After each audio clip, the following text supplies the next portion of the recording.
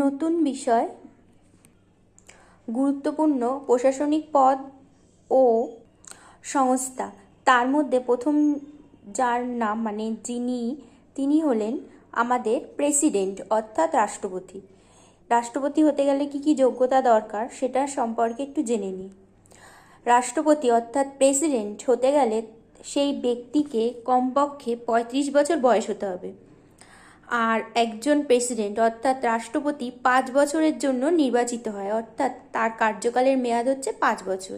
5 বছর অন্তর তাকে বদলি করা হয়।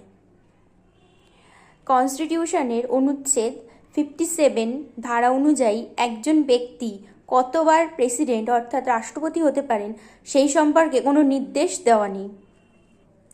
তবে রাষ্ট্রপতিকে অপসারণ করা যায় সংবিধান লঙ্ঘনের দায়ে, সেটা হচ্ছে অনুচ্ছেদ 61 নম্বর ধারা অনুযায়ী।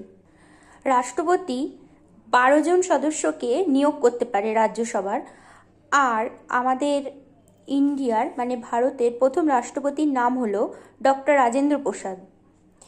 এই যে রাষ্ট্রপতি, এই রাষ্ট্রপতি নির্বাচনে যারা ভোট দেয় তারা হলো সংসদের উভয় কক্ষের সদস্য ও রাজ্য বিধানসভার নির্বাচিত সদস্যদের দ্বারা তাকে নির্বাচন করা হয়, অর্থাৎ ভোটের দ্বারা তাদের।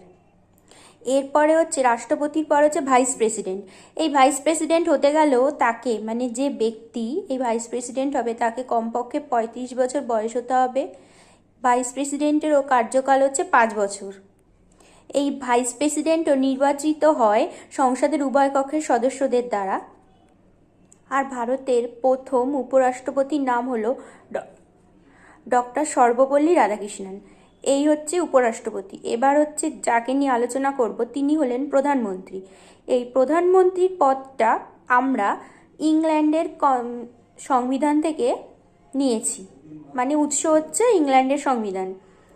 এরপর এই প্রধানমন্ত্রীর নিয়ে আলোচনা করব।